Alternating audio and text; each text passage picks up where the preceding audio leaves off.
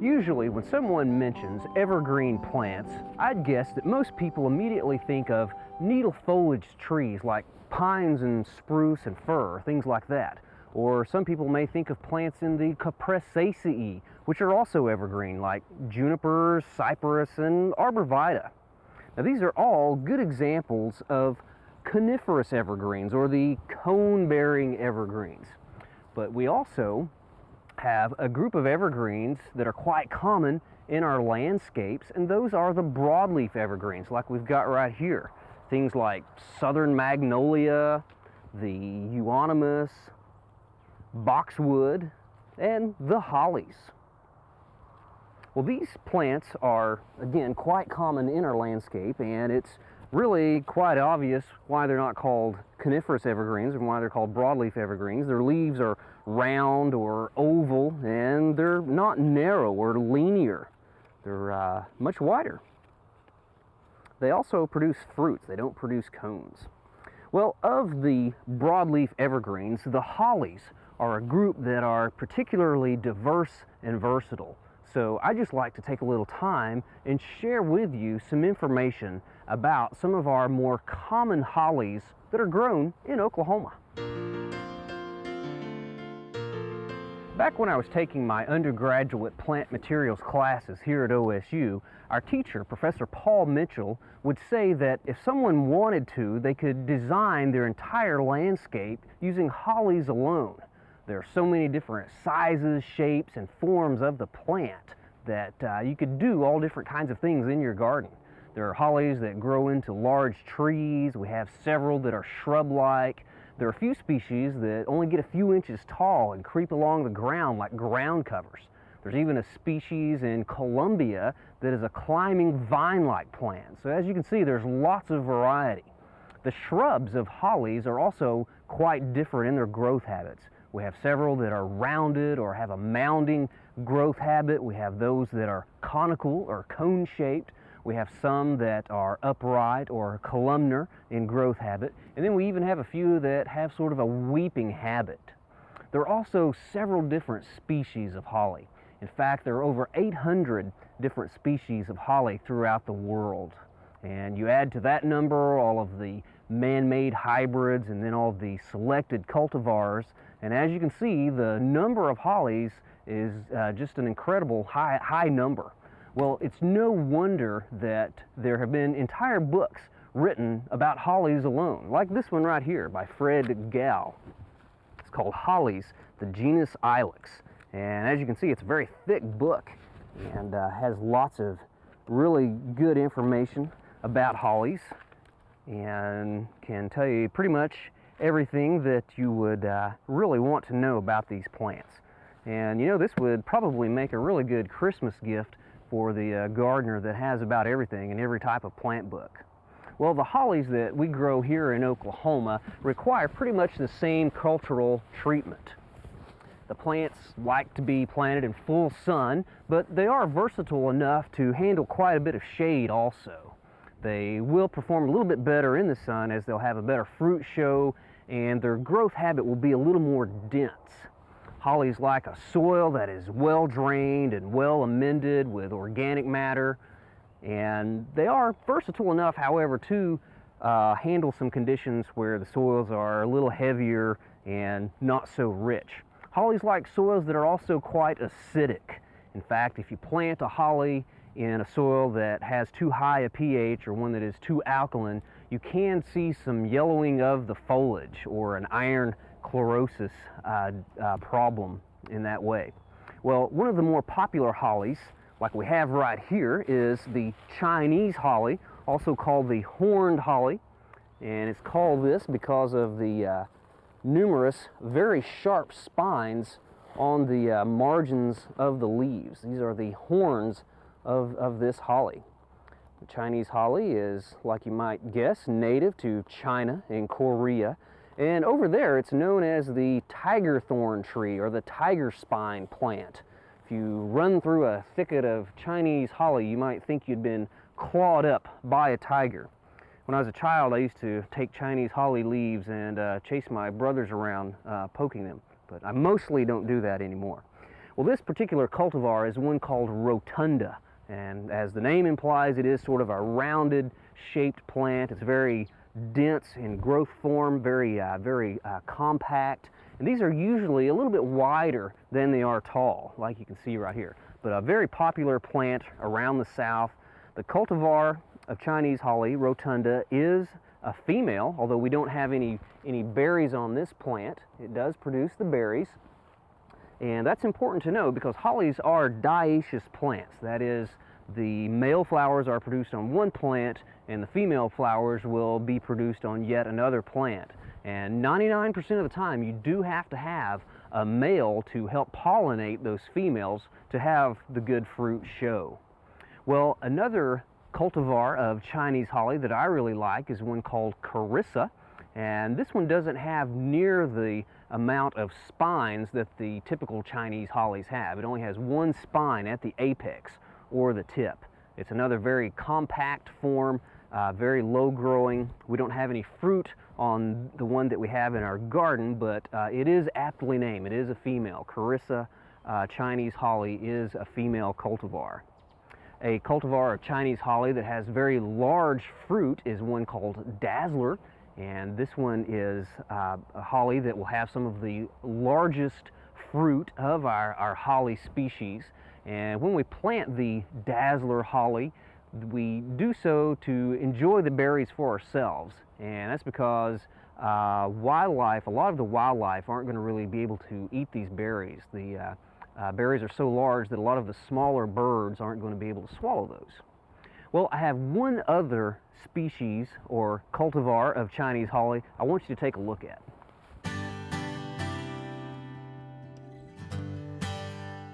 This cultivar of Chinese holly is the Dwarf Burford cultivar, and it is one of the most popular landscape plants in the South, used quite a bit.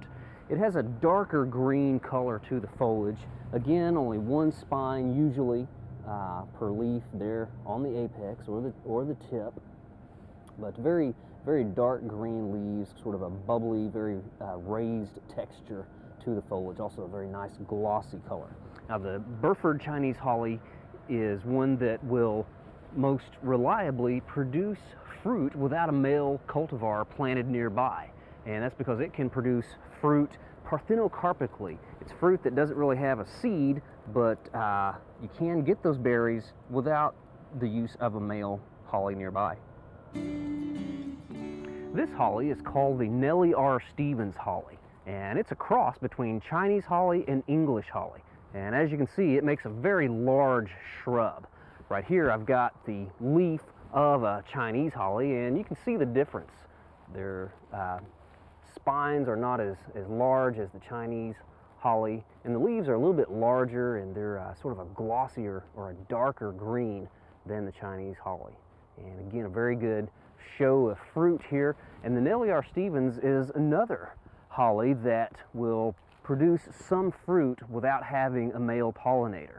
Now, it will produce better fruit if it does have a male Chinese, any type of the Chinese hollies around to help pollinate the female flowers and produce this fruit.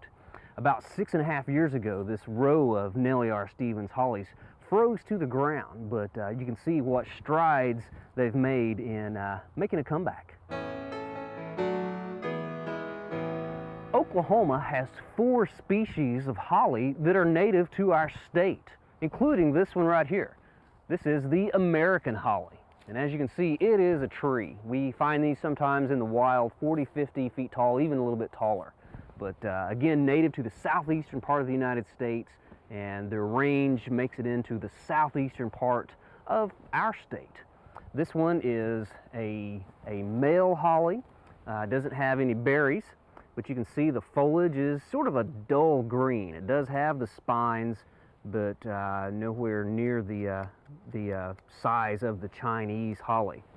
But as I said, this one is a male. Right back here we have a few females that are about the same age, same height, and just look at this beautiful display of the red berries and the green foliage. The American holly is the holly that is traditionally used to make Christmas wreaths and other decorations. So you might think about decking the halls of your home with some boughs of the American holly. There are about 1,000 different cultivars of American holly. One that is particularly showy and a good cultivar for Oklahoma is one called Greenleaf, and it is, as you can see, a female cultivar, lots of really bright red berries, and the foliage of the Greenleaf cultivar of American holly is a little bit glossier, a little bit brighter green than the traditional American hollies. A species that is quite unique among the hollies is the Yaupon Holly. Now this is another one of our natives. These are native to the southeastern part of the country and also make it into the southeastern part of Oklahoma. Now the botanical name for Yaupon Holly is llex vomitoria. And like the name says, if you eat the berries and leaves, it can cause you to vomit. There were some Native American tribes that used to make an infusion out of the berries and the leaves and the small stems, and then they would drink this to cause the vomiting, and it was thought as a cleansing of body and soul. The Yaupon hollies are one of the most versatile of our hollies. They can handle the sun, they can handle full shade, and they're not as picky about their soil type. The stems, or the very young stems of the Yaupon hollies, are sort of a whitish color, a little bit brighter than some of the others, and they don't have spines like a lot of the other hollies do. See that there are no points around the margin of these leaves. Now in nature, the Yaupon hollies grow as large, dense shrubs. The nurserymen take them and they prune them into the shape like you see here behind me, with the multiple bare trunks coming up to provide the standard of the plant. But this will cause some suckering out in the landscape. We'll just have to periodically come out and clip those suckers away at the base of the plant. Now some gardeners have had success putting down landscape fabric and working it tightly around those trunks and covering it up with mulch to keep the suckering down. But we see these Yaupon hollies, the large ones, trimmed in a variety of ways. A lot of people will shear them into sort of umbrella or mushroom shapes and all kinds of things like that. The dwarf Yaupon hollies, the Nana type of Yaupon holly, is one of the most used landscape plants around our state. We see these out in full sun. We see them in very dense shade, sheared into little round mounded shrubs, or sheared as small hedges, but they're very widely adaptable and used a great deal. Very, very good landscape plant. We have a cultivar of Yaupon holly in our patio garden called Will Fleming, and it's a very columnar-shaped Yaupon holly, very attractive plant.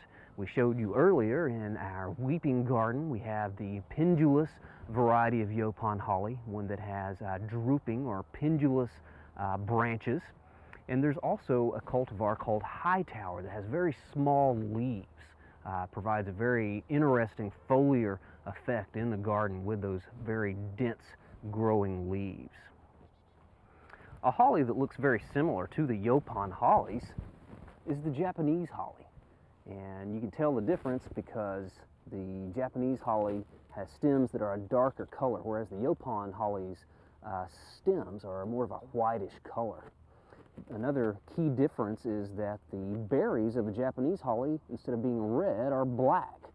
One of our few hollies that have black berries.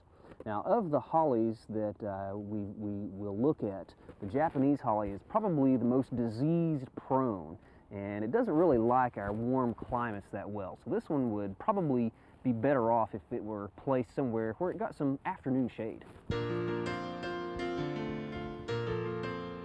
Currently, some of our more popular hollies are known as the blue hollies, like we've got right here.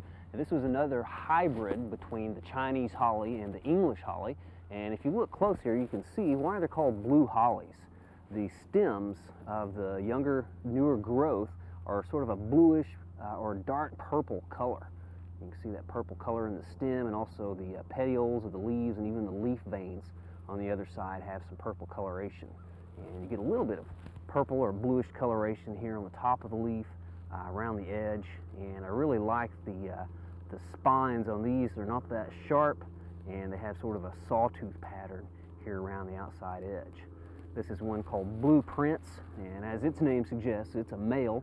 We have other Blue Angel and other plants like that that we consider the females that do have some of the fruit.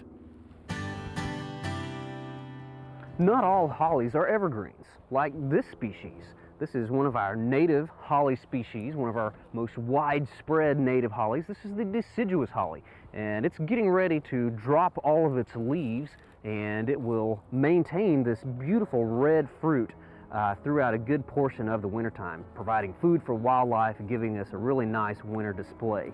This is the cultivar Warren's Red. It was one of our former Oklahoma proven plants of last year. Well, that's all the time we have for today's program, but I hope you've enjoyed learning about these Yuletide plants. We'll see you again next week.